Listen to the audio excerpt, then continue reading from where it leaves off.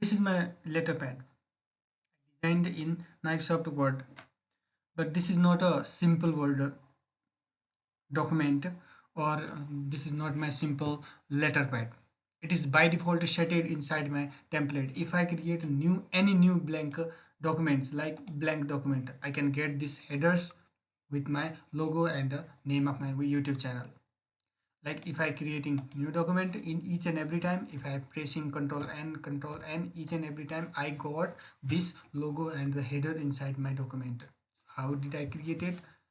Let's begin this. So for this we have to go to the this r this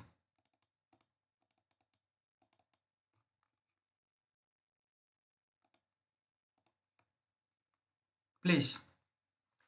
This is our link of our file stored, which is a normal.dotm document. So we have to simply go to there and closing all the documents I have created here. I setted my documents template.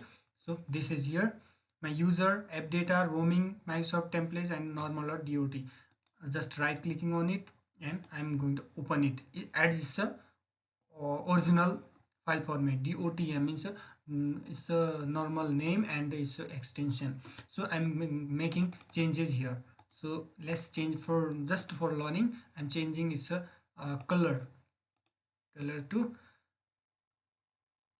okay, this is red, and I'm bolding it, and its face should be impact.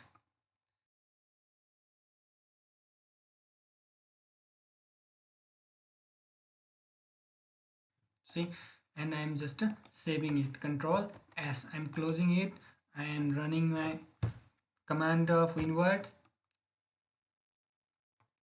We're just clicking new document. We got this with this formatting of logo and this. The simple step that helps us to create our default word template that is for our organization or office. Thank you friends, thank for watching. Keep supporting, keep commenting what kind of video you want in this channel. Thank you tech learners, have a nice time.